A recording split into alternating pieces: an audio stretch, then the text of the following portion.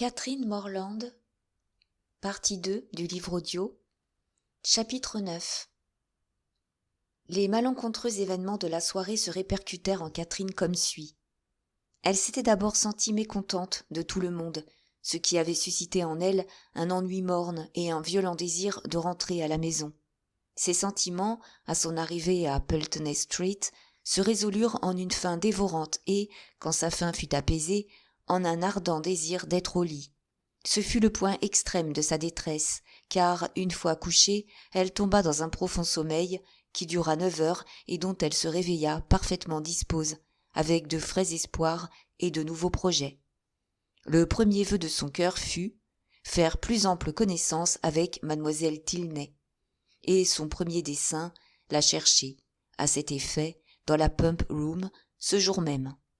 Où rencontrer qu'à la Pump Room une personne depuis si peu de temps à Bath? La Pump Room, si admirablement propice aux confidences, et où elle avait déjà découvert la perfection féminine sous les traits de mademoiselle Thorpe, serait, elle pouvait l'espérer, le lieu entre tous favorable à l'éclosion d'une amitié nouvelle. Son plan arrêté de la sorte pour l'après-midi, dès qu'elle eut déjeuné, elle prit Eudolphe et s'assit, décidée à rester tout à sa lecture jusqu'à ce que la pendule marquât 1 heure.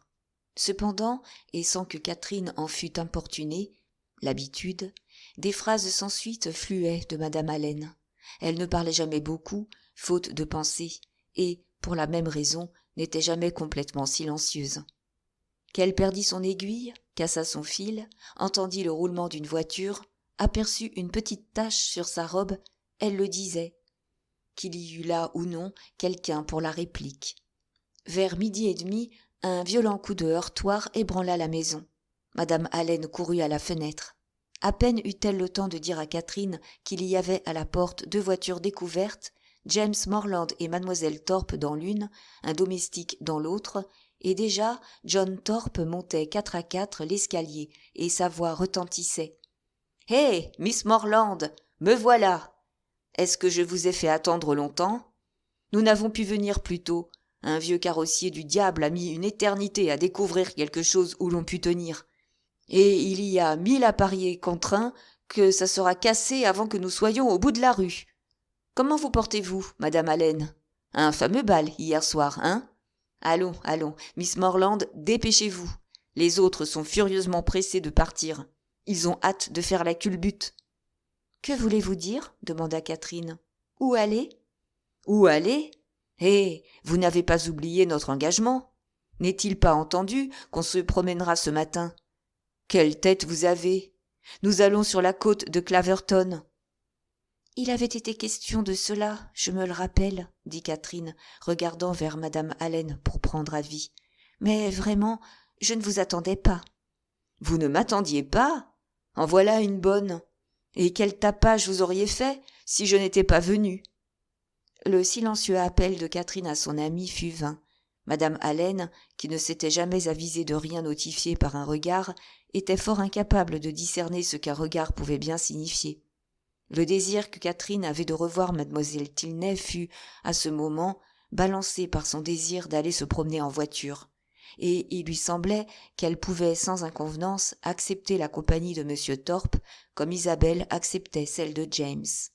Madame Allen gardant le silence, Catherine fut obligée de s'exprimer plus clairement. « Madame Allen, que dites-vous de cela ? Puis-je vous quitter pendant 1 heure ou 2 ? Irai-je ? » « Comme il vous plaira, ma chère, » répondit madame Allen avec la plus placide indifférence. Catherine sortit vivement faire ses préparatifs. Quelques phrases à sa louange avaient à peine été échangées, après toutefois que Thorpe eut obtenu pour son cabriolet le suffrage de madame Allen, et déjà Catherine réapparaissait. Madame Allen leur souhaita bonne promenade. Rapidement, ils descendirent l'escalier. « Ma chère âme, » s'écria Isabelle, « vous avez mis au moins 3 heures à vous préparer. Je craignais que vous fussiez malade. Quel charmant bal hier soir. J'ai 1000 choses à vous dire. Mais dépêchez-vous de monter en voiture. J'ai hâte d'être en route. » Catherine se dirigea vers le cabriolet, mais pas si rapidement qu'elle n'entendit son amie, qui d'ailleurs avait eu soin de ne pas baisser le ton, dire à James Quelle délicieuse fille! Je raffole absolument d'elle. Ne vous effrayez pas, Miss Morland, dit Thorpe, comme il aidait à monter, si mon cheval danse un peu sur place avant de partir. Plus que probablement, il se cabrera une fois ou deux, puis restera stupide. Mais bientôt, il sentira son maître. Il est plein de gaieté, folâtre autant qu'on peut l'être, mais vicieux, point. Catherine ne trouvait pas le portrait bien engageant, mais il était trop tard pour reculer, et elle était trop jeune pour qu'elle s'avouât effrayée. S'abandonnant à son destin et à l'expérience que l'animal pouvait avoir du maître, elle s'assit, et Thorpe prit place à côté d'elle. Tout étant en règle, il dit d'un ton important au domestique qui se tenait à la tête du cheval. « Lâchez tout !» Et ils partirent de la façon la plus paisible, sans que le cheval songeât le moins du monde à se cabrer ni à faire la plus modeste caracolade. Catherine se félicita de l'avoir échappé belle et manifestait son aise avec une surprise reconnaissante. Son compagnon expliqua le phénomène, qui était dû à la manière particulièrement habile et judicieuse dont, à ce moment-là, il avait tiré les guides et manœuvré le fouet. Mais pourquoi, avec un tel empire sur son cheval, croyait-il à propos d'effrayer une voyageuse par la relation des malices de la bête ? Sans s'attarder à y réfléchir, elle se réjouissait d'être sous la protection d'un cocher si accompli. L'animal persévérait dans son allure pacifique et ne marquait aucun goût pour les aventures. Catherine, considérant que ce pas débonnaire réalisait pourtant la vitesse terrifique de 10 000 à l'heure, goûtait en toute sécurité le charme réconfortant de l'air frais par un beau et souriant février. Après un silence de plusieurs minutes, Thorpe dit brusquement : « Le vieil Allen est aussi riche qu'un juif, n'est-ce pas ?» Catherine ne comprenait pas. Il répéta sa question, ajoutant pour l'élucider : « Oui, le vieil Allen, l'homme avec qui vous êtes. »« Oh, vous voulez dire Monsieur Allen ?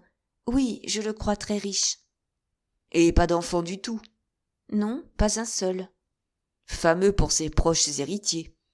Il est votre parrain, n'est-ce pas ? » ?»« Mon parrain ? Non pas. »« Mais vous êtes toujours avec eux. » ?»« Oui, très souvent. »« Et c'est ce que je voulais dire. Il semble un assez brave vieux bonhomme. J'ose dire qu'il a bien vécu dans son temps. Il n'est pas goutteux pour rien. Vide-t-il encore sa bouteille par jour ? » ?»« Sa bouteille par jour ? Non pas. Pourquoi penseriez-vous chose pareille ? Il est très sobre. Vous n'allez pas imaginer qu'il fut ivre hier soir ? » ?»« Dieu vous aide. Vous, autres femmes, vous croyez toujours que les hommes sont dans les vignes. Et vous ne supposez pas qu'une bouteille suffise à jeter bas un homme. J'affirme que si chacun buvait sa bouteille par jour, il y aurait 2 fois moins de malades. Ce serait une fameuse chose pour tous. »« Je ne puis croire. »« Oh, Seigneur ! Y en aurait-il de sauvés ? On ne boit pas dans le royaume la 100e partie du vin qu'il y faudrait boire. Notre climat de brume crie à l'aide. Cependant, j'ai entendu dire qu'à Oxford on boit beaucoup de vin. »« Oxford, on ne boit plus dans Oxford, je vous assure. Pas un buveur. Vous y rencontreriez difficilement un homme qui aille au-delà de ses 4 pintes. Et encore, tenez, à la dernière réunion qu'il y eut chez moi, le fait que nous ayons bu en moyenne 5 pintes environ par tête fut considéré comme une chose tout à fait extraordinaire. Il est vrai que mon vin est d'un fameux velours et que vous ne trouveriez pas facilement le pareil dans Oxford. Vous avez maintenant une idée exacte de ce que l'on boit là-bas. »« Oui, cela me donne une idée, » dit vivement Catherine. « L'idée que vous buvez tous beaucoup plus de vin que je ne pensais. Cependant, je suis bien sûre que James ne boit pas autant. » Cette certitude provoqua une bruyante et violente réplique, dont rien ne fut clair, sinon les exclamations abondantes, presque des jurons qui l'ornaient. Et quand ce fut fini, la croyance n'était pas abolie en Catherine, elle était plutôt renforcée, qu'on buvait beaucoup de vin dans Oxford, mais que, comparativement aux autres étudiants, son frère pouvait se targuer de sobriété. Les idées de Thorpe se reportèrent alors toutes sur les mérites de son attelage. Catherine fut conviée à admirer l'ardeur du cheval et cette relation harmonieuse entre les élans de la bête et le balancement du véhicule. Elle souscrivit à ses opinions. Les amplifier ou les restreindre, elle ne pouvait. Son érudition à lui, Son ignorance à elle, et tant de volubilité à côté de tant de modestie, étaient pour paralyser toute initiative. Impuissante à innover, elle répétait en écho ce que proclamait Thorpe. En dernière analyse, il fut établi que cet équipage-là était, dans son genre, le plus bel équipage qui fût en Angleterre. Nulle voiture n'était aussi bien entretenue. Quel meilleur trotteur que ce cheval, et lui-même, Thorpe, apparaissait le cocher par excellence. Alors Catherine, pour varier la conversation, hasarda. « N'est-ce pas, monsieur Thorpe ? Vous croyez que le cabriolet de James pourra résister ?»« Résister, seigneur ? Dites-moi, avez-vous jamais vu si misérable assemblage ? Pas une pièce de l'armature qui soit en bon état. Les roues se sont usées à rouler pendant 10 ans au moins. Et quant au coffre, sur mon âme, vous, rien qu'en le touchant, vous le mettriez en miettes. C'est le plus satané petit rachitique travail que j'ai vu. Dieu merci, notre cabriolet est meilleur. Je ne voudrais pas, pour 50 000 livres, être condamné à rouler là-dedans, l'espace de 2000. Bonté céleste, s'écria Catherine, réellement effrayée. Alors, je vous en prie, rentrons. Si nous allons plus loin, il leur arrivera certainement un accident. Retournons, monsieur Thorpe. Arrêtez et parlez à mon frère, et dites-lui le danger. Le danger ? Oh, seigneur, quel danger ? Si la voiture se casse, eh bien, ils se ramasseront, voilà tout. Il y a beaucoup de boue. Excellent pour tomber. Ah, malédiction, la voiture est assez bonne, pour qui sait conduire. Une chose de cette espèce, en main sûre, roulerait encore 20 ans, avant d'être hors d'usage. Dieu vous garde. Pour 5 livres, je la conduirais à York et la ramènerais, et pas un clou perdu. Catherine écoutait, ébahie. Elle ne pouvait concilier des propositions si contradictoires. Elle n'avait pas grandi dans une atmosphère de bavardage et ne savait pas à quelles assertions oiseuses et à quels impudents mensonges conduit l'excès de vanité. Sa famille était toute de gens positifs, qui ne cherchaient pas à faire de l'esprit. Tout au plus, le père risquait-il un calembour et la mère un proverbe. Nul Morland n'avait l'habitude de mentir pour accroître son importance, ni d'affirmer d'emblée pour se contredire ensuite. Quelque temps, elle réfléchit à ce que lui avait dit son compagnon, perplexe. Et plus d'une fois, elle fut sur le point de réclamer de M. Thorpe une expression plus claire de son opinion vraie sur le sujet. Elle se contint. Il lui semblait que M. Thorpe n'excellait pas à rendre nettes les choses d'abord ambiguës. Au surplus, supporterait-il que sa sœur et son amie s'exposassent à un danger dont il pouvait aisément les garder ? Elle conclut donc qu'il devait savoir la voiture parfaitement sûre, et elle cessa de s'alarmer. Lui-même paraissait avoir tout oublié, et sa conversation, ou plutôt son verbiage, n'eut dès lors plus d'autre sujet que sa personne et ses affaires. Il parla de chevaux qu'il avait achetés une bagatelle et vendu des sommes incroyables, de matchs de course dont il avait pronostiqué, d'un jugement ferme, le gagnant, de parties de chasse dans lesquelles il avait abattu, et sans un coup favorable, plus d'oiseaux que tous ses compagnons ensemble, et il décrivit telle fameuse journée de chasse au renard où son habileté à diriger les chiens et sa perspicacité avaient réparé les fautes des chasseurs les plus experts. À cheval, sa témérité l'avait jeté dans maint péril. Il était toujours resté sauf, là où se fût cassé les reins tout autre. Si peu qu'elle eût l'habitude de juger par elle-même, et si vagues que fussent ses notions sur la qualité de gentleman, Catherine, tandis qu'elle recueillait ses bavardages inexhaustibles, sentait naître en elle un doute. M. Thorpe était-il vraiment aussi agréable qu'on avait dit ? Doute audacieux, car ce jeune homme était le frère d'Isabelle, et James lui avait assuré que ses manières étaient pour plaire à toutes les femmes. En dépit de ses cautions, elle n'avait pas tardé à éprouver de la compagnie de M. Thorpe un ennui qui alla croissant jusqu'à leur retour dans Pulteney Street, un ennui qui ne laissait pas de la mettre en garde contre de si hautes autorités et contre les prestiges de M. Thorpe. À la porte des Allen, Isabelle exprima son regret qu'il fût trop tard pour qu'elle entrât avec son amie. « Il est plus de 3 heures. » C'était inconcevable, incroyable, impossible. Elle ne voulut croire ni sa propre montre, ni celle de son frère, ni celle des domestiques.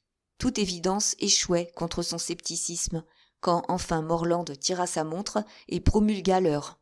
Dès lors, le moindre doute eût été également inconcevable, incroyable et impossible. Mais elle admira encore et encore que 2 heures et demie eussent passé si vite. Catherine fut prise à témoin. Catherine ne pouvait mentir, même pour plaire à Isabelle. Au surplus, celle-ci échappa à la misère d'entendre la voix dissidente de son amie. Elle n'attendit point sa réponse. Ses propres sentiments l'absorbaient toute. Elle souffrait d'être obligée de rentrer directement à la maison. Il y avait des siècles qu'elle n'avait pu causer un instant avec sa chère Catherine. Elle avait 1000 choses à lui dire. Il semblait qu'elles ne dussent jamais se revoir.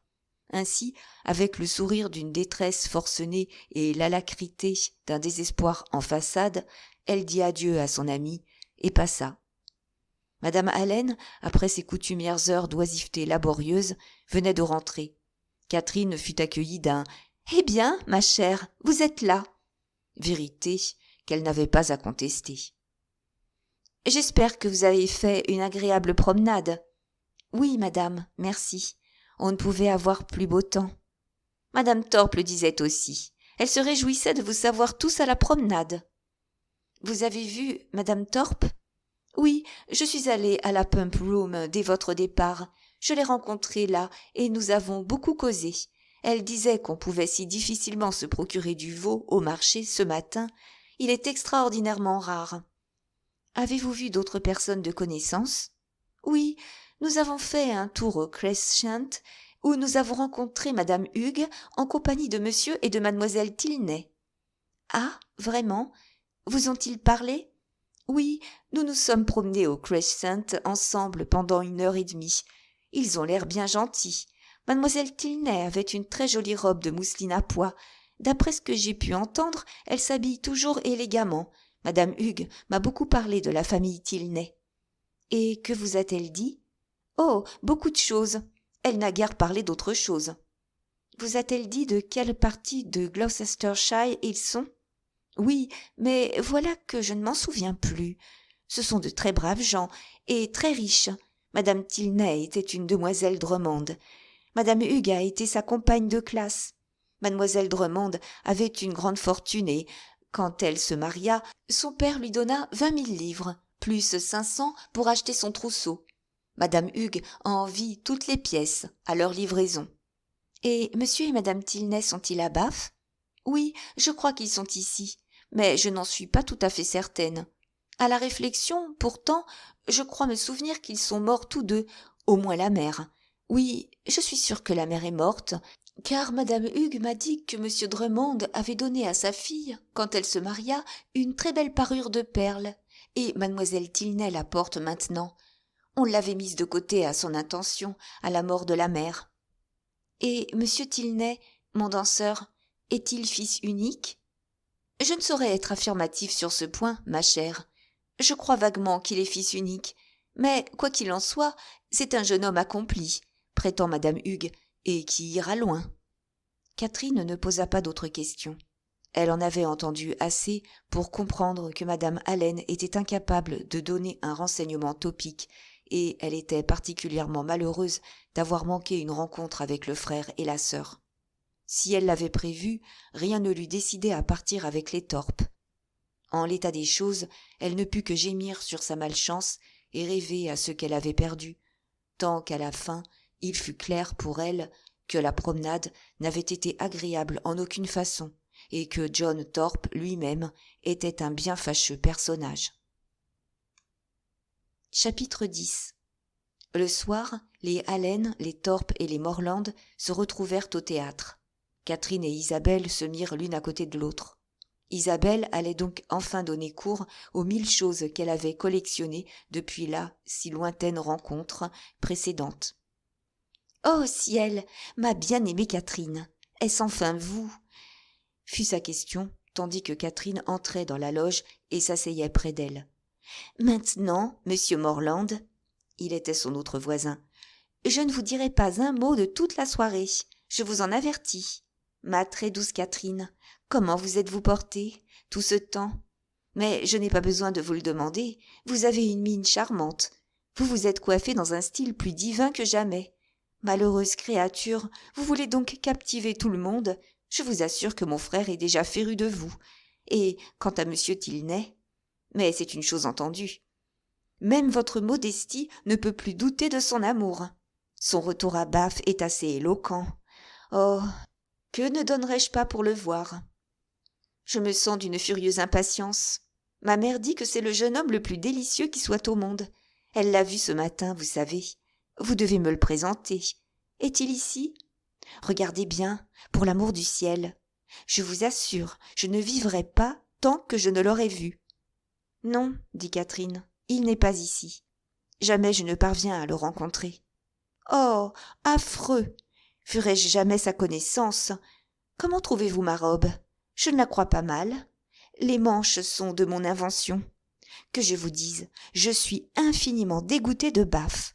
Votre frère et moi étions d'accord ce matin que, quoiqu'on y soit fort bien pour un séjour de quelques semaines, nous ne voudrions pas y vivre. Quand on nous donnerait des millions. Nous reconnûmes bientôt que nos goûts étaient exactement les mêmes. Nous préférions tous deux le séjour de la campagne à tout autre séjour. Nos opinions étaient si exactement pareilles que c'en était ridicule. Nous ne différions sur aucun point. Pour rien au monde, je n'aurais voulu que vous fussiez là. Vous êtes une si maligne chose que vous auriez fait, j'en suis sûre, des remarques moqueuses. Non, vraiment, je n'en aurais pas fait. Oh si, vous en auriez fait. Je vous connais mieux que vous ne vous connaissez. Vous nous auriez dit que nous semblions nés l'un pour l'autre, ou quelque folie de cette espèce, ce qui m'aurait troublé au-delà de toute expression. Mes joues seraient devenues rouges comme vos roses. Pour rien au monde, je n'aurais voulu que vous fussiez là. Vraiment, vous êtes injuste. Je n'aurais pas fait de si inconvenantes remarques. Et, d'ailleurs, je suis sûre que j'en aurais pas même eu l'idée. Isabelle sourit d'un air incrédule, et, le reste de la soirée, c'est à James qu'elle parla. Le lendemain matin, Catherine était toujours décidée à faire ses grands efforts pour rencontrer mademoiselle Tilney. Et, jusqu'à l'heure habituelle d'aller à la Pump Room, elle vécut dans la crainte d'un contretemps. Mais il n'y en eut pas. Nul visiteur ne vint retarder le départ. Et tous trois entrèrent à la Pump Room à l'heure normale. M. Allen, après avoir bu son verre d'eau, rejoignit quelques messieurs. Ils parlèrent de la politique du jour, comparèrent les informations de leurs journaux. Les dames circulaient, observant chaque figure nouvelle, chaque nouveau chapeau. La partie féminine de la famille Thorpe, attendue par James Morland, apparut dans la foule au bout d'un quart d'heure, et Catherine prit immédiatement sa place coutumière aux côtés de son amie. James, qui maintenant était toujours sur le qui-vive, se plaça symétriquement et, s'étant séparé du groupe, ils marchèrent ainsi, jusqu'à ce que Catherine commençât à mettre en doute les avantages de cette position qui, l'associant entièrement à son ami et à son frère, lui valait une part si faible de l'attention de l'un et de l'autre. Ils étaient toujours engagés dans quelques discussions sentimentales ou quelques plaisantes querelles. Mais ils ne parlaient pas, ils chuchotaient ou riaient, et, bien que son opinion fût fréquemment invoquée par l'un ou par l'autre, Catherine eût été fort en peine de la leur faire connaître, faute d'avoir entendu un seul mot du litige. Enfin, elle put quitter son amie. Elle voulait absolument parler à mademoiselle Tilney, qui entrait avec madame Hugues et qu'elle rejoignit aussitôt. Mademoiselle Tilney l'accueillit gracieusement, lui rendit ses amabilités, et elles continuèrent à causer aussi longtemps que leurs groupes restèrent dans la salle. Il est vraisemblable qu'elles ne firent aucune observation et n'employèrent aucune expression qui n'eût été faite et employée des milliers de fois déjà, chaque saison, à Bath. Pourtant, marquées de simplicité, de sincérité et de cordialité vraie, leurs paroles devaient être quelque chose d'assez peu commun. « Comme votre frère danse bien !» fut, vers la fin de cette causerie, l'ingénue exclamation qui surprit d'abord et amusa l'interlocutrice de Catherine. « Henri ?» répondit-elle avec un sourire. « Oui, il danse fort bien. » Il a dû s'étonner de m'entendre dire l'autre jour que j'étais engagée, alors qu'il me voyait assise. Mais réellement, j'étais engagée, depuis le matin, par monsieur Thorpe. Mademoiselle Tilney s'inclina. « Vous ne pouvez croire, » ajouta Catherine après un moment de silence, « combien je fus surprise de le revoir. Moi qui étais si sûre qu'il était parti. » Quand Henri a eu le plaisir de vous rencontrer la première fois, il n'était à Bath que pour une couple de jours. Il y était venu pour nous louer un appartement. Je n'aurais jamais deviné cela, et, naturellement, ne le voyant nulle part, je le croyais parti. N'était-ce pas une demoiselle Smith, la jeune personne qui dansait avec lui lundi? Oui, une connaissance de madame Hugues. Elle paraissait très heureuse de danser. La trouvez-vous jolie? Pas très jolie. Il ne vient jamais à la Pump Room, n'est-ce pas? Et si, quelquefois, mais il est sorti à cheval ce matin avec mon père. Madame Hugues les rejoignit alors et demanda à mademoiselle Tilney si elle était prête à partir. « J'espère que j'aurai le plaisir de vous revoir bientôt, » dit Catherine. « Serez-vous au cotillon demain ? » ?»« Peut-être. Oui, nous y serons certainement. »« J'en suis heureuse. Nous y serons tous. » Elles se quittèrent, mademoiselle Tilney avec quelques données sur les sentiments de son amie nouvelle, et Catherine sans la moindre conscience de les lui avoir fournis. Elle rentra très heureuse. La matinée avait répondu à tous ses espoirs. La soirée du jour suivant était maintenant l'objet de son attente. Quelle robe et quelle coiffure aurait-elle ? Devenait son principal souci. La toilette est toujours chose frivole, et, à lui accorder trop de sollicitude, on fait souvent fausse route. Catherine le savait fort bien. Sa grand-tante lui avait fait à ce sujet une lecture à Noël dernier. Pourtant, une fois au lit, elle resta encore éveillée 10 minutes, à délibérer sur la robe qu'elle mettrait, mousseline à pois ou mousseline brodée. Le manque de temps l'empêcha d'en acheter une nouvelle. C'eût été une erreur considérable, quoique point rare, et contre laquelle une personne de l'autre sexe plutôt qu'une personne de son sexe et un frère plutôt qu'une grand-tante eût pu la prévenir. Seul un homme peut savoir combien un homme est indifférent au charme d'une robe neuve. Ce serait mortifier maintes et maintes dames que leur apprendre. Mais entendrait-elle ? Combien peu le cœur d'un homme est sensible à ce qu'il y aura de coûteux ou de neuf dans leur attirail. Combien il est aveugle à la texture d'un tissu, ce cœur, et combien il est incapable d'opter à bon escient entre le jaconas, la batiste, le nansouk et l'organdi, même brodé au tambour. Une femme est belle pour sa seule satisfaction. Nul homme ne l'en admirera plus, nulle femme ne l'en aimera mieux, mais aucune de ces graves réflexions ne troublait Catherine. Elle entra dans les rooms, le jeudi soir, avec des sentiments tout autres que ceux qu'elle y avait éprouvés le lundi. Elle, qui alors avait été fort satisfaite d'être invitée par Torp, était surtout maintenant soucieuse d'échapper à sa vue, de peur qu'il l'invitât de nouveau. Et, quoiqu'elle ne pût, n'osa s'attendre à voir une troisième fois M. Tilney l'inviter à danser, ses vœux, espoirs et plans ne tendaient à rien d'autre. En ce moment critique, toute femme peut sentir pour mon héroïne, car toute femme a connu ces agitations. Toutes ont été, ou du moins ont cru être exposées à la poursuite d'un insupportable fâcheux. Toutes ont été anxieuses des attentions de quelqu'un à qui elles désiraient plaire. Dès que les Torp furent là, l'agonie commença. Catherine se déplaçait quand John Torp s'approchait.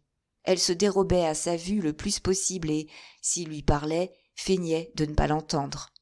Le cotillon était fini, on préludait à la contredanse, et pas trace des Tilney. « Ne vous effrayez pas, ma chère Catherine, » chuchota Isabelle. « Décidément, je vais encore danser avec votre frère. Je déclare que c'est inconvenant tout à fait. Je lui ai dit qu'il devrait être honteux de lui, mais vous et John nous tiendrez compagnie. Hâtez-vous, chère créature, de nous rejoindre. John vient de sortir, mais rentrera dans l'instant. » Catherine n'eut ni le temps ni le désir de répondre. Il s'éloignait. John Torp était encore à l'horizon, et elle se considérait comme perdue. Pour ne pas paraître le voir ou l'attendre, elle gardait obstinément les yeux sur son éventail. Espérer rencontrer les Tilney dans cette foule et avant le retour de John Torp était folie, se disait-elle. Et, comme elle prononçait ainsi sa propre condamnation, soudain elle s'entendit invitée par M. Tilney lui-même. Les yeux brillants, elle se leva et, joyeuse, s'éloigna à son bras. Échapper si opportunément à John Torp et être aussitôt invitée à danser par M. Tilney, comme s'il l'avait cherchée, il ne semblait pas à Catherine que la vie pût contenir félicité plus grande. Mais à peine avait-il trouvé une place que son attention fut appelée par John Thorpe, qui se tenait derrière elle. « Quoi donc, Miss Morland ?» disait-il. « Qu'est-ce que cela signifie ? Je croyais que nous devions danser ensemble. »« Je m'étonne que vous l'ayez cru.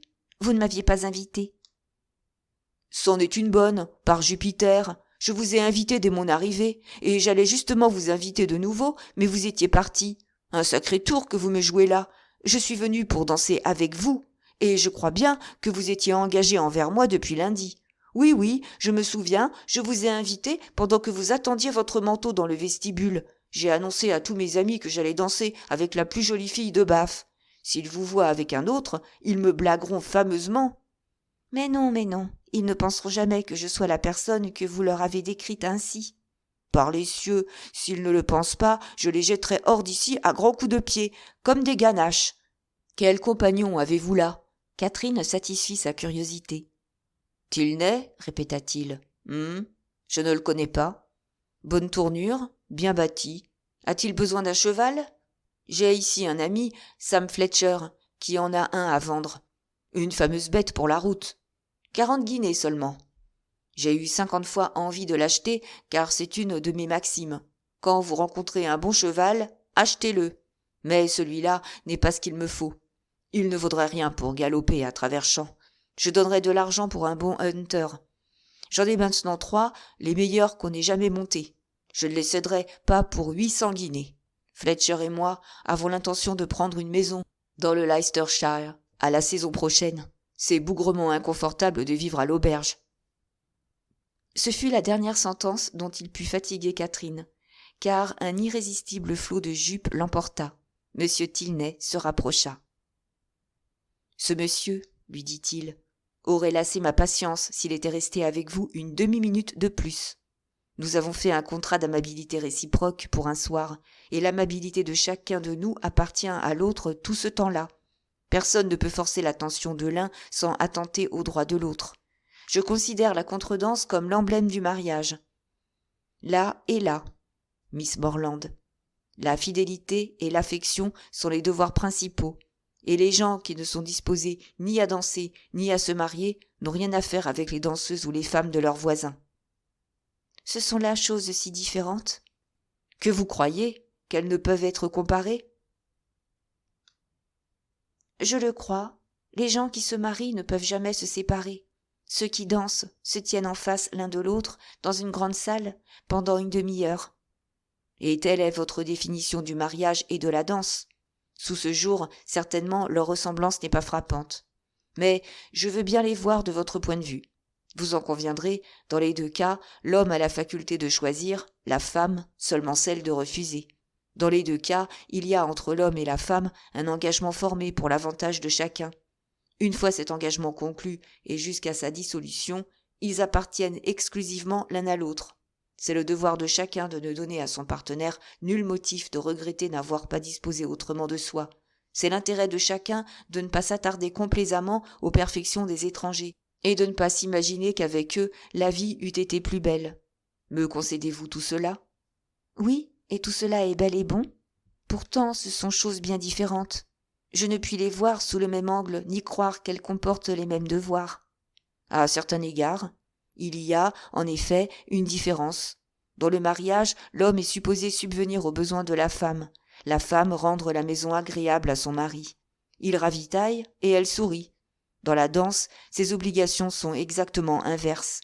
À lui incombent les gracieusetés et les complaisances, tandis qu'elle fournit l'éventail et l'eau de lavande. C'était, j'imagine, la différence de devoir qui vous paraissait rendre impossible une comparaison. Non, vraiment, je ne pensais pas à cela. Alors, je n'y suis plus. Pourtant, une remarque encore. Cette disposition de votre esprit est plutôt alarmante. Vous niez toute similitude dans les obligations. Ne puis-je pas de cela inférer que vos notions des devoirs d'une personne qui danse ne sont pas aussi précises que pourrait le souhaiter votre partenaire ? N'ai-je pas raison de craindre que si le gentleman qui vous parlait tout à l'heure revenait ici, ou si quelque autre gentleman s'adressait à vous, rien ne vous dissuaderait de prolonger la conversation avec lui ? Monsieur Thorpe est un ami intime de mon frère. S'il me parle, je dois lui répondre. Mais, outre lui, il y a à peine 3 jeunes gens dans la salle que je connaisse. Et c'est ma seule sauvegarde. Hélas, hélas. Mais vous ne sauriez en avoir de meilleurs, car si je ne connais pas les gens, je ne leur parlerai pas, et, au surplus, je ne désire parler à personne. Vous venez de me donner une sécurité de bonne aloi, et je puis continuer. Trouvez-vous Bath aussi agréable que lorsque j'eus l'honneur de m'en enquérir déjà? Oui, certes, et plus encore, vraiment. Plus encore? Prenez garde, ou vous oublierez d'en être fatigué en temps convenable. On doit en être fatigué au bout de 6 semaines. Je ne pense pas que je puisse m'en fatiguer quand j'y resterai 6 mois. Bath, au prix de Londres, est fastidieux, et chacun fait cette découverte chaque année. Pour 6 semaines, je veux que Bath soit assez agréable, mais, ce temps passé, c'est le plus ennuyeux séjour qui soit. Vous entendrez dire cela par des gens de toute catégorie qui viennent régulièrement chaque hiver étirer leurs 6 semaines en 10 ou 12, et qui s'en vont, enfin, parce qu'ils ne peuvent pas se permettre de rester plus longtemps. Soit, il faut donc juger par soi-même, et les gens qui connaissent Londres peuvent dédaigner Bath. Mais moi, qui habite un petit village perdu dans la campagne, je ne peux vraiment pas trouver Bath plus monotone que mon village. Il y a ici une variété de distractions, une variété de choses à voir et à faire. Vous n'aimez pas beaucoup la campagne? Si, beaucoup. J'y ai toujours vécu et j'y ai toujours été heureuse. Mais certainement, il y a plus de monotonie dans la vie de campagne que dans la vie de Bath. Une journée à la campagne est semblable à la journée suivante et à toutes les autres.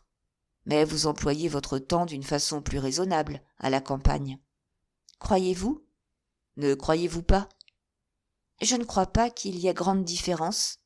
Ici, vous êtes en quête d'amusement tout le long du jour. Et de même à la campagne, mais j'en trouve moins. Je me promène ici, et ainsi fais-je là-bas. Ici, du moins, je vois des gens plein les rues, et là-bas, je ne peux rien voir que madame Allen. M. Tilney s'amusait fort. Ne rien voir que madame Allen, répétait-il. Quel tableau de détresse intellectuelle. Mais, quand vous retomberez dans cet abîme, vous aurez un thème. Vous pourrez parler de Bath et de tout ce que vous y aurez fait. Oh oui, je ne serai plus jamais embarrassée pour parler à madame Allen ou à n'importe qui. Je crois vraiment que je parlerai toujours de Bath, quand je serai de retour à la maison. J'aime tant Bath. Si seulement j'avais ici papa et maman et le reste de ma famille, je serais trop heureuse. L'arrivée de James, mon frère aîné, m'a été très agréable. Et, justement, il avait pour amis intimes les membres de cette famille avec laquelle nous nous sommes liés. Oh, comment peut-on se fatiguer de Bath? Pas ceux qui y apportent de si frais sentiments. Mais papa et maman et frères et amis intimes, tout cela est bien suranné pour la plupart des habitués de Bath, et s'intéresser au bal, au théâtre et au spectacle de la vie quotidienne ne l'est pas moins. Là finit leur conversation de par les exigences de la danse. Bientôt après qu'ils eurent atteint le bout de la salle, Catherine se sentit regarder attentivement par un gentleman qui se tenait parmi les spectateurs immédiatement derrière M. Tilney. C'était un homme de belle allure et de masque énergique, dont la jeunesse était passée, mais non pas la vitalité. Elle le vit bientôt qui, la regardant toujours, disait familièrement à voix basse quelques mots à M. Tilney. Confuse d'appeler l'attention et rougissante, elle détourna la tête. Le gentleman partit, M. Tilney, se rapprochant d'elle. « Je vois que vous êtes inquiète de ce qui vient de m'être demandé. Ce gentleman connaît maintenant votre nom. Vous avez le droit de connaître le sien. C'est le général Tilney, mon père. » La réponse de Catherine fut simplement « Oh !» mais ce fut un « oh » expressif. Elle suivit des yeux le général qui circulait à travers la foule. « Quelle belle famille !» pensa-t-elle. En causant avec mademoiselle Tilney un instant après, elle sentit naître en elle une nouvelle source de félicité. Elle n'avait jamais fait d'excursion à la campagne depuis son arrivée à Bath. Mademoiselle Tilney, à qui tous les environs étaient familiers, en parlait de temps en temps, ce qui rendait Catherine plus impatiente encore de les connaître. Sur sa crainte exprimée de ne trouver personne qui les lui montrât, le frère et la sœur lui proposèrent de l'emmener un jour ou l'autre. Cela me plairait plus que tout au monde, s'écria-t-elle. Mais laissez-moi vous en prier, allons demain. Ils acceptèrent, sous la réserve, faite par mademoiselle Tilney, qu'il ne plût pas. Et Catherine était convaincue qu'il ne pleuvrait pas. À midi, ils iraient la chercher, Pulteney Street. « N'oubliez pas, midi !» fut le mot d'adieu de Catherine à sa nouvelle amie. L'autre amie, l'ancienne amie, l'amie en possession d'état, Isabelle, dont elle avait expérimenté pendant 15 jours la fidélité et les mérites, elle ne la vit presque pas de la soirée. Elle eût voulu pourtant lui dire son bonheur, mais elle se soumit joyeusement au désir de M. Allen de rentrer tôt et, jusqu'à la maison, ses pensées dansèrent en elle, comme elles dansaient dans la voiture. Chapitre 11. Le lendemain matin, le temps était très indécis.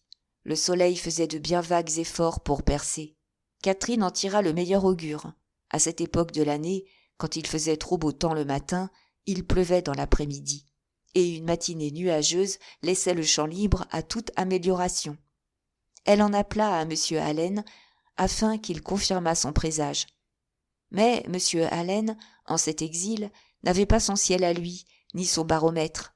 Il refusa d'annoncer le beau temps. Elle en appela à Madame Allen, dont l'opinion fut plus positive. Madame Allen ne doutait point que la journée fût à souhait, si les nuages se dissipaient et si apparaissait le soleil. Vers 11 heures, quelques gouttes de pluie sur les vitres attirèrent l'attention de Catherine. « Oh, je crois que le temps sera humide.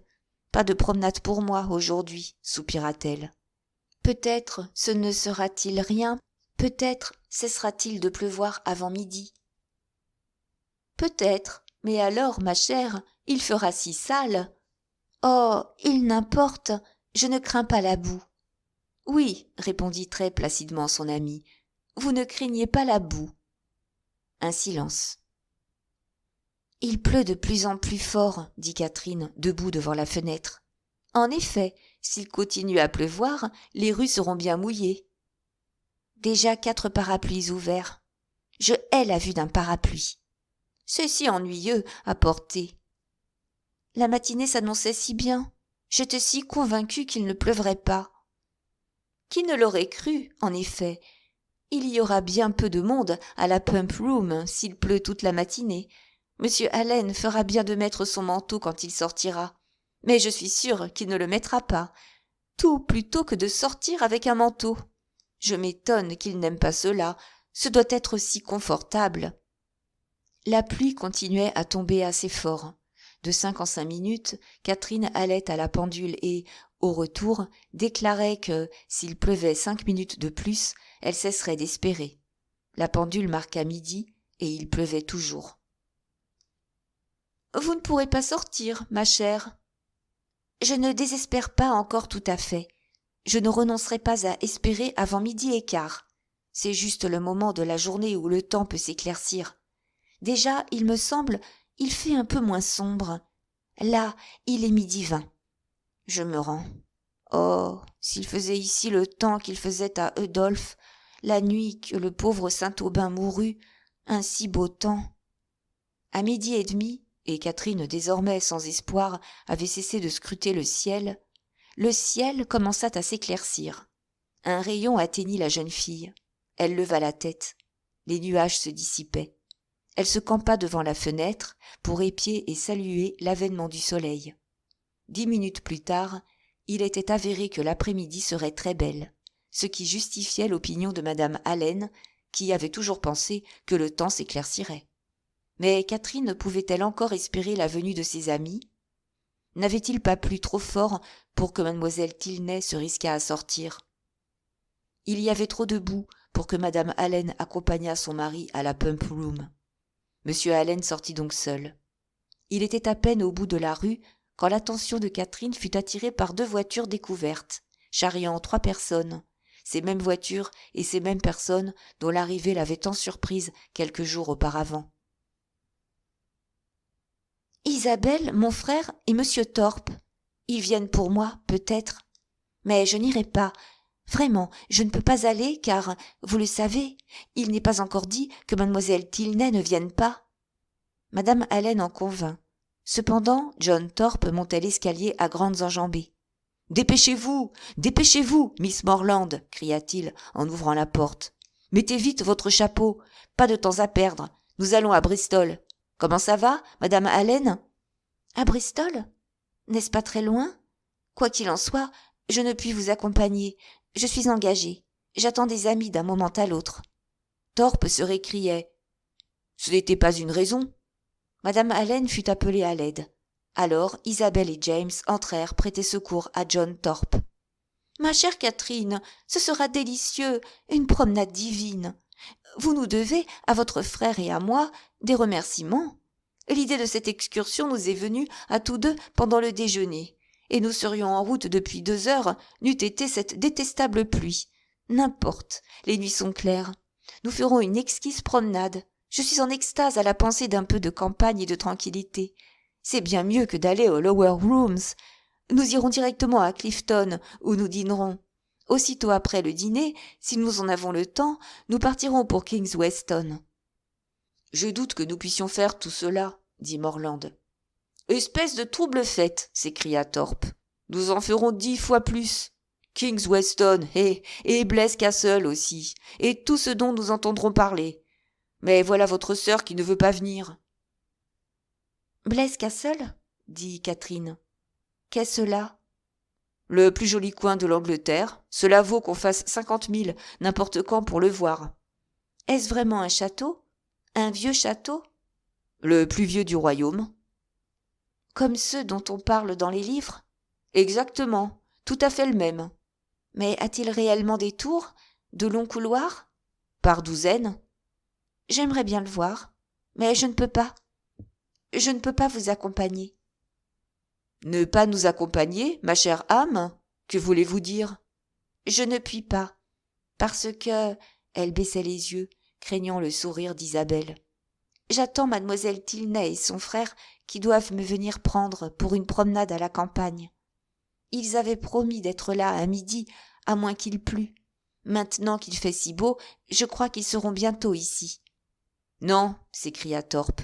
« Comme nous tournions Broad Street, je les ai vus. N'a-t-il pas un phaéton avec de beaux alezans ? » ?»« Je ne sais pas. »« Je sais que oui. C'est bien l'individu avec qui vous avez dansé hier soir, n'est-ce pas ? » ?»« Oui. »« Eh bien, je l'ai vu qui montait Lansdowne Road. Il promenait une pimpante fille. »« Vous l'avez vu ? Vraiment ? » ?»« Vu sur mon âme. Reconnu tout de suite. Et il m'a même semblé qu'il avait de beaux chevaux. »« C'est bien singulier. Sans doute pensait-il qu'il ferait trop de boue pour se promener. »« Et avec raison. De ma vie, je n'ai vu tant de boue. Marcher. Vous voleriez plutôt. Il n'a pas fait si sale de tout l'hiver. De la boue jusqu'à la cheville. » Isabelle corrobora ces informations. « Ma chère Catherine, vous ne sauriez vous faire une idée de cette boue. Venez, il faut que vous veniez. Vous ne pouvez plus refuser de venir. J'aimerais voir ce château.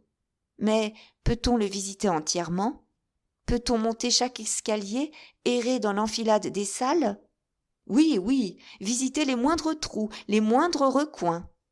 Mais s'ils ne sont sortis que pour 1 heure, jusqu'à ce qu'il fasse plus sec, et s'ils viennent me chercher ensuite ? Soyez tranquille. Pas de danger, car j'ai entendu Tilney crier à un cavalier qui passait près de lui qu'ils allaient à Wick Rocks. Alors, je veux bien. Irai-je, Madame Allen ? Comme il vous plaira, ma chère. Madame Allen, persuadez-lui de venir, fut le cri unanime. Madame Allen ne fut pas sourde à cet appel. Bien, ma chère, dit-elle, je suppose que vous irez. 2 minutes après, ils étaient partis. Catherine, tandis qu'elle montait en voiture, était partagée entre le regret de délaisser un grand plaisir et l'espoir de goûter bientôt un plaisir différent, mais non moins grand peut-être. Elle ne pensait pas que les Tilney eussent agi tout à fait bien de rompre si vite leur engagement, sans lui envoyer un mot d'excuse. Il ne s'était guère écoulé qu'1 heure depuis le moment d'abord fixé pour la promenade, et, en dépit de la désolante description qui lui avait été faite de l'état des chemins, elle ne tarda pas à s'apercevoir qu'on pouvait circuler sans tant de difficulté. Ce manque d'égard lui était très pénible.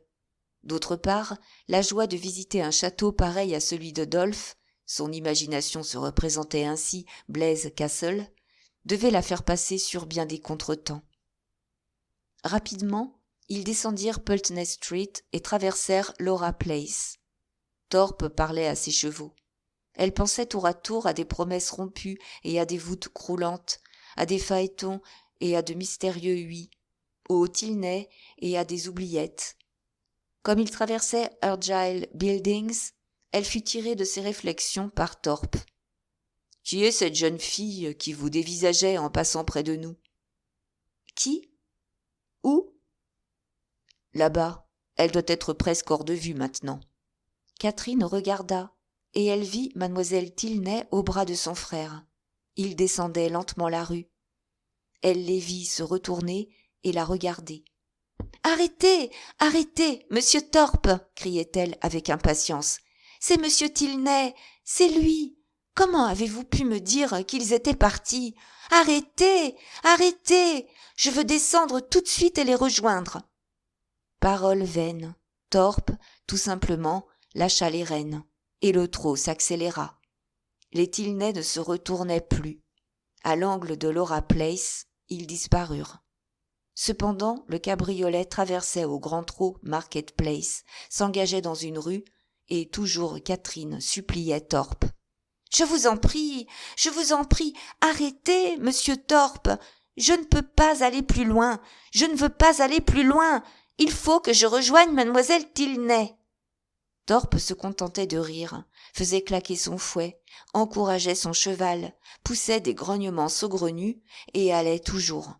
Catherine, furieuse et désolée tout ensemble, emprisonnée là, fut obligée de se soumettre. Mais elle n'épargna pas Thorpe. « Comment avez-vous pu me tromper ainsi, monsieur Thorpe ? Comment avez-vous pu dire que vous les aviez vus monter Lansdowne Road ? Combien je voudrais que rien de tout cela ne fût arrivé. Ils doivent trouver bien étrange, bien grossier, que je passe si près d'eux sans un mot. Vous ne pouvez pas savoir à quel point je suis contrariée. Rien à Clifton, rien dans cette promenade ne me fera plaisir. J'aimerais même 10 000 fois mieux descendre maintenant et les rejoindre. Comment avez-vous pu me dire que vous les aviez vus en phaéton ? » Thorpe se défendit très vivement, déclara qu'il n'y avait jamais eu telle ressemblance et renonça très difficilement à croire que ce ne fût pas Tilney lui-même qui l'avait vu. Leur promenade, même close cette discussion, ne pouvait être fort agréable. L'indulgence dont Catherine avait fait preuve jusque-là disparut. Elle écoutait à contre-cœur et ses réponses étaient brèves. Blaise Castle restait sa seule consolation, lui souriait encore par intervalles. Plutôt que d'être défavorablement jugée par les Tilney, elle eût pourtant renoncé aux joies que recélaient ses murs. Parcourir la longue enfilade de hautes salles, déshabitées depuis des ans, où s'éternisent de somptueux vestiges, heurter, au bout d'un étroit et tortueux souterrain, une porte basse et qui crie sur ses gonds, frissonner au coup de vent brusque qui éteint la seule lampe, et alors demeurer dans le noir. Cependant, ils continuaient leur chemin sans incident, et ils arrivaient en vue de Kensham, quand un « Hallo !» de Morland arrêta Thorpe. Les autres rejoignirent la première voiture. « Rebroussons chemin, Thorpe, » dit Morland. « Il est trop tard pour aller plus loin aujourd'hui. C'est aussi l'avis de votre sœur. Il y a juste 1 heure que nous avons quitté Pulteney Street, et nous n'avons guère fait plus de 7 milles. Il nous en reste à faire au moins 8. C'est trop. Nous ne sommes pas partis assez tôt. Mieux vaudrait surseoir à notre projet et rentrer. »« Complètement égal, » répondit Thorpe. Il tourna bride et l'on roula vers Bath. « Si votre frère n'avait cette sale bête à conduire, dit-il, nous aurions fort bien pu aller jusqu'au bout. Livré à lui-même, mon cheval serait déjà à Clifton. Je me suis démantibulé le bras à le maintenir au pas de cette poussive rosse. Morland est un sot de n'avoir pas à lui un cheval et un cabriolet. »« Non, ce n'est pas un sot, » dit chaleureusement Catherine. « Il ne peut avoir ni cheval ni cabriolet. »« Et pourquoi ne peut-il pas ? » ?»« Parce qu'il n'a pas assez d'argent. »« Et à qui la faute ? » ?»« À personne, que je sache. » Thorpe, alors, dans cette bruyante et indistincte manière qui lui était habituelle, émit des mots. C'était une crénon de chose que l'avarice. Si les gens qui roulaient sur l'or ne pouvaient tout s'offrir, qui le pourrait? Catherine n'essaya même pas de comprendre. Déçue dans ce qui l'avait consolée de son désappointement premier, elle était de moins en moins disposée à être aimable ou à trouver tel son compagnon. Ils rentrèrent à Pulteney Street sans qu'elle eût prononcé 20 paroles.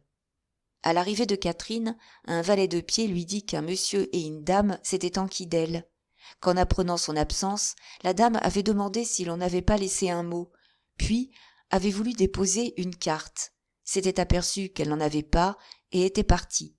Méditant ces nouvelles qui lui déchiraient l'âme, Catherine montait l'escalier avec lenteur. Au haut, elle trouva M. Allen qui, apprenant la cause de ce prompt retour, proféra.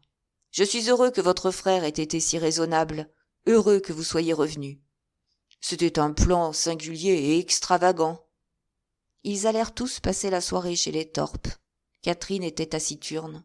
Quant à Isabelle, elle formula plus d'une fois sa satisfaction de n'être pas aux Lower Rooms. « Comme je plains les pauvres gens qui y sont. Que je suis heureuse de n'être pas parmi eux. Je me demande si le bal sera réussi. On n'a pas encore commencé à danser. Pour rien au monde, je ne voudrais y être. C'est si délicieux d'avoir de temps à autre une soirée à soi. Je suis sûre que ce ne sera pas un bien remarquable bal. Je sais que les Mitchell n'y seront pas. Comme je compatis au sort de ceux qui sont à ce bal. Mais il me semble bien, monsieur Morland, que vous languissez d'y être. Ne languissez-vous pas ? Je suis sûre que vous languissez. Je vous en prie, que personne ici ne vous empêche d'y aller. Ma foi, nous saurons nous passer de vous. Mais vous, les hommes, vous vous croyez tant d'importance. » Et, à la triste Catherine, elle offrait, par acquis de conscience, ce réconfort. « Ne soyez pas si sombre, ma chère âme, vous me brisez le cœur. C'est affreux, certes, mais les Tilney n'étaient-ils pas dans leur tort? Que n'ont-ils été plus ponctuels? Les chemins étaient mauvais, sans doute. Qu'importait? À coup sûr, John et moi n'y aurions pas fait attention. Je traverserais le feu pour une amie. Je suis ainsi, moi, et ainsi est John. Il a des sentiments d'une force. Bonté divine, quelle délicieuse main est la vôtre, main royale. Je n'ai de ma vie été si heureuse.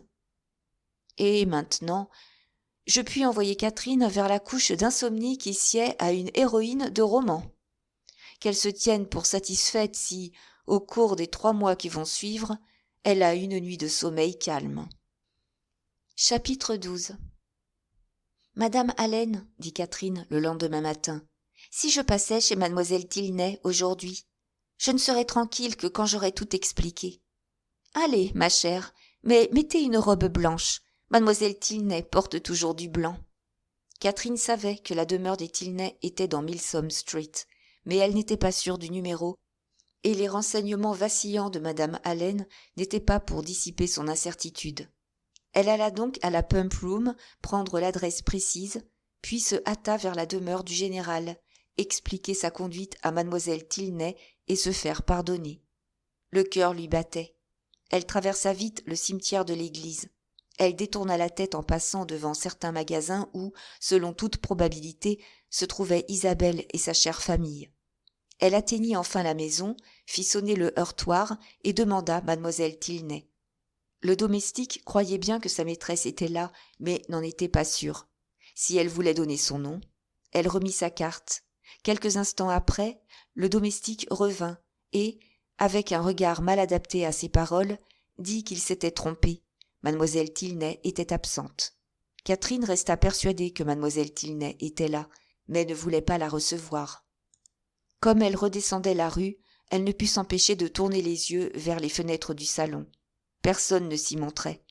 Au bas de la rue, elle se retourna encore et vit mademoiselle Tilney, non pas à la fenêtre, mais qui sortait de la maison. Un monsieur l'accompagnait, que Catherine supposa être le père. Ils allaient vers Edgar's Buildings. Catherine, très mortifiée, continua son chemin. Cette fois, elle aurait pu, à son tour, se froisser. Mais elle réprima tout ressentiment. Savait-elle comment les lois mondaines jugeaient l'impolitesse qu'elle-même avait commise et à quelles représailles, précisément, elle devait s'attendre? Ainsi dédaignée, elle eut quelque envie de ne pas suivre ses amis au théâtre ce soir-là, mais elle reconnut bientôt, d'abord qu'elle n'avait aucune excuse pour rester à la maison, et, en second lieu, qu'elle tenait beaucoup à voir la pièce. Ils allèrent donc tous au théâtre. Nul Tilney n'apparut pour la punir ou la charmer. Elle craignit que, parmi les nombreuses qualités de la famille, ne figurât pas le goût du théâtre. Peut-être était-il habitué au jeu plus fin des artistes de Londres, ce jeu qui, elle le savait par l'autorité d'Isabelle, dégoûtait de toute autre interprétation. Catherine jouit pleinement du spectacle. La pièce l'absorbait toute. Qui l'eût observée au cours des 4 premiers actes, n'eût remarqué sur son visage nulle expression chagrine. Au début du 5e acte, l'apparition soudaine de M. Tilney et de son père dans une loge la fit de nouveau anxieuse. La pièce, désormais, ne captivait plus son attention. Ses regards allaient vers la loge, et pendant 2 scènes, elle chercha vainement à croiser le regard de Henry Tilney. On ne pouvait certes plus prétendre qu'il n'aimât pas le théâtre. Son attention, pendant ces 2 scènes-là, ne s'était pas détournée des planches.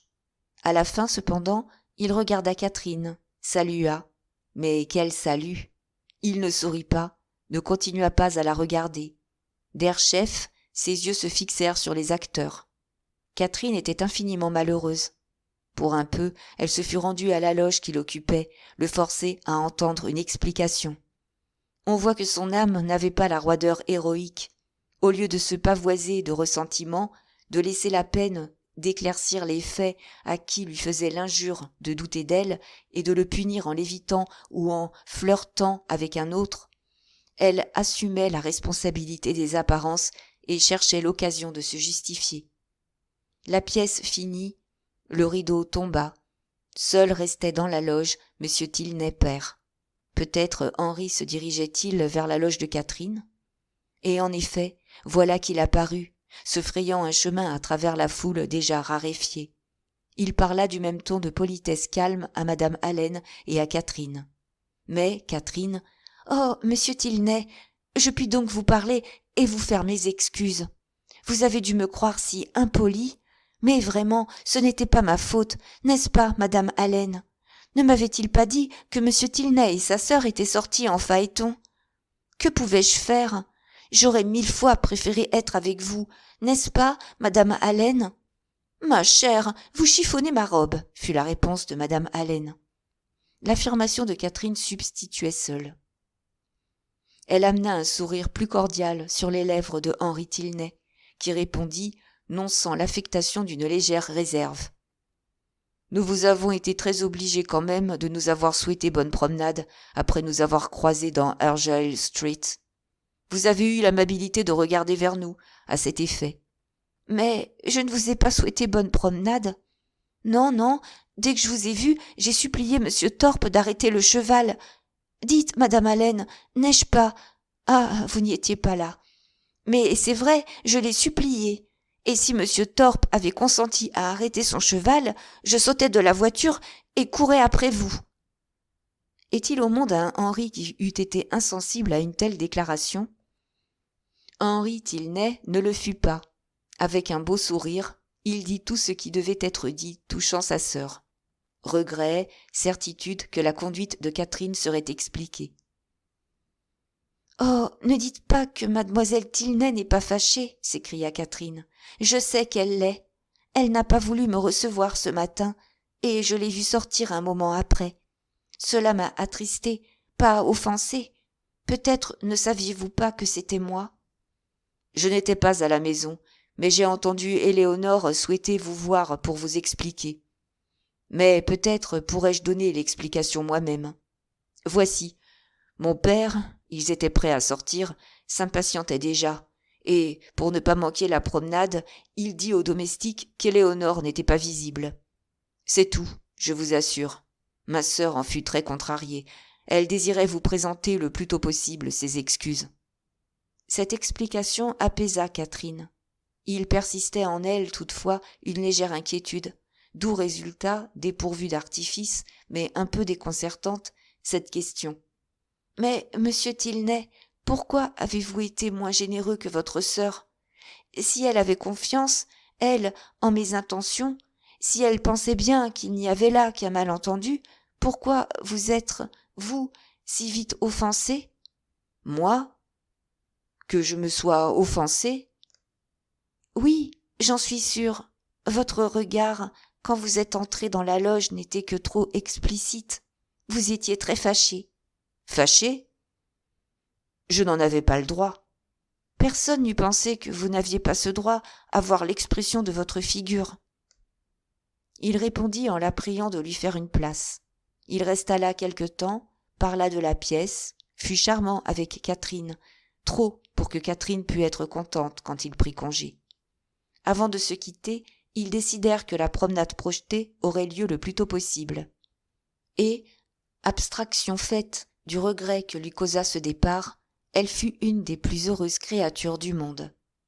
Pendant qu'il parlait, elle avait remarqué avec quelque surprise que John Thorpe, qui n'était jamais à la même place 10 minutes consécutives, s'entretenait avec le général Tilney, et elle ressentit quelque chose de plus que de la surprise quand elle crut, à leur regard, remarquer quel était l'objet de leur conversation. Que pouvait-il bien dire? Elle craignait d'avoir déplu au général. Plutôt que de retarder sa promenade de quelques instants, il avait empêché sa fille de la recevoir. « Comment M. Thorpe connaît-il votre père ?» demanda-t-elle, non sans un peu d'anxiété, en les désignant à son compagnon. Il l'ignorait. Son père, comme tous les militaires, avait de très nombreuses relations. La représentation finie, Thorpe s'offrit à accompagner les deux femmes.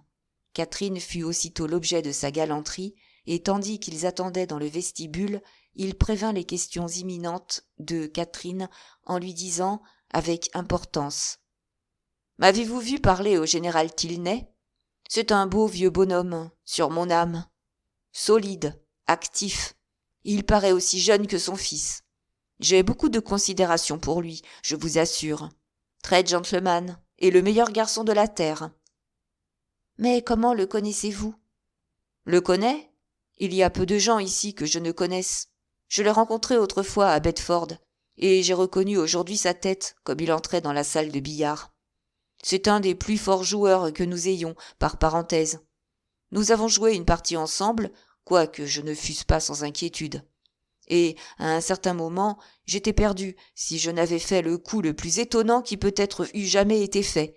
J'ai attaqué sa bille exactement. Mais je ne puis vous expliquer cela sans un billard. Enfin, je l'ai battu. Un beau gaillard, riche comme un juif. Je voudrais dîner chez lui. Il doit donner de fameux dîners. Mais de quoi pensez-vous que nous ayons parlé ? De vous, oui, par le ciel, et le général vous trouve la plus jolie fille de Bath. Quelle absurdité ! Comment pouvez-vous dire cela ? Et que croyez-vous que j'ai dit ? Baissant la voix. Bien parlé, général, ai-je dit. Je suis tout à fait de votre avis. Catherine, moins flattée de l'admiration de Thorpe que de celle du général Tilney, ne fut pas fâchée qu'à ce même moment madame Allen l'appelât. Thorpe voulut l'accompagner jusqu'à la voiture, ce qu'il fit en assenant sur Catherine, qui protestait en vain, ses délicates amabilités coutumières. Au lieu de déplaire au général Tilney, provoquer son admiration était délicieux. Et Catherine se complaisait à penser que, désormais, il n'était aucun des Tilney qu'elle craignit de rencontrer.